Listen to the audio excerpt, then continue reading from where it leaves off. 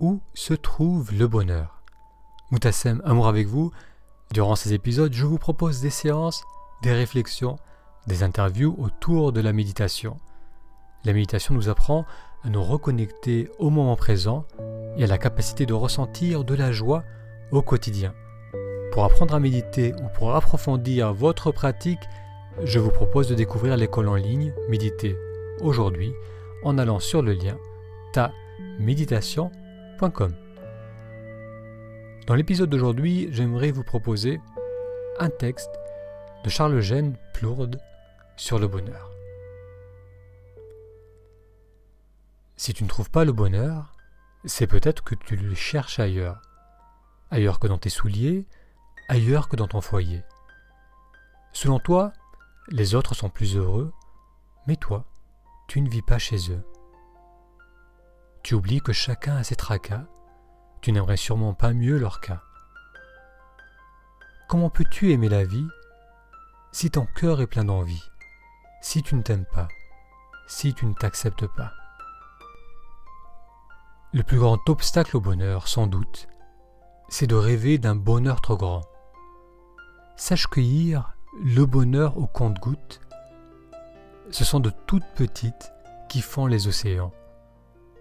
Ne cherche pas le bonheur dans tes souvenirs, ne le cherche pas non plus dans l'avenir. Cherche-le dans le présent. C'est là et là seulement qu'il t'attend. Le bonheur, ce n'est pas un objet que tu peux trouver quelque part hors de toi. Le bonheur, c'est un projet qui part de toi et se réalise en toi. Il n'existe pas de marchand de bonheur. Il n'existe pas de machine à bonheur. Il existe des gens qui croient au bonheur. Ce sont des gens qui font eux-mêmes leur bonheur. Si, dans ton miroir, ta figure te déplaît, à quoi te sert de briser ton reflet? Ce n'est pas ton miroir qu'il faut casser, c'est toi qu'il faut changer.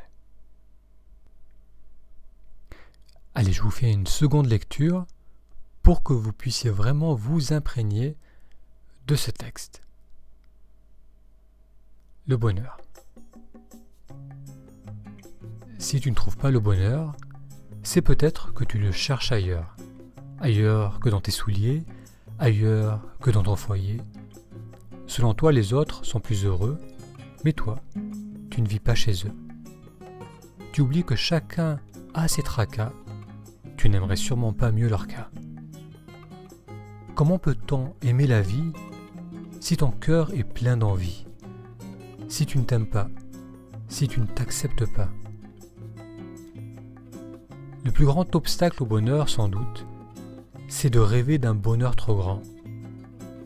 Sache cueillir le bonheur au compte-gouttes. Ce sont de toutes petites gouttes qui font les océans. Ne cherche pas le bonheur dans tes souvenirs. Ne le cherche pas non plus dans l'avenir. Cherche le bonheur dans le présent. C'est là, et là seulement qu'il t'attend. Le bonheur, ce n'est pas un objet que tu peux trouver quelque part hors de toi. Le bonheur, c'est un projet qui part de toi et se réalise en toi.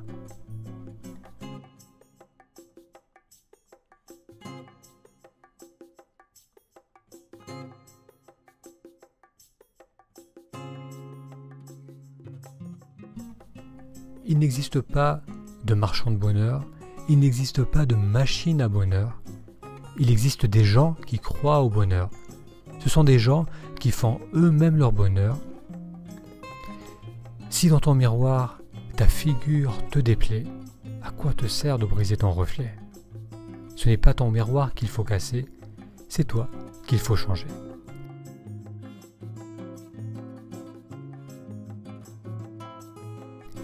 Merci d'avoir suivi cet épisode lecture méditative. Pour recevoir les prochaines publications, pensez à vous abonner.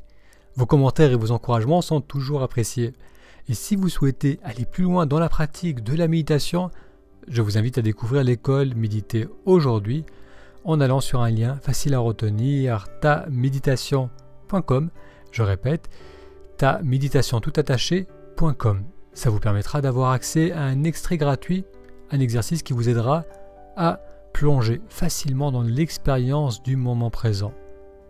Plus de 13 000 personnes l'ont déjà suivi, comme Karine qui note « Bonjour, agréable surprise, j'ai retrouvé mes sensations de pratiquante novice et ça fait du bien. » Rendez-vous sur taméditation.com.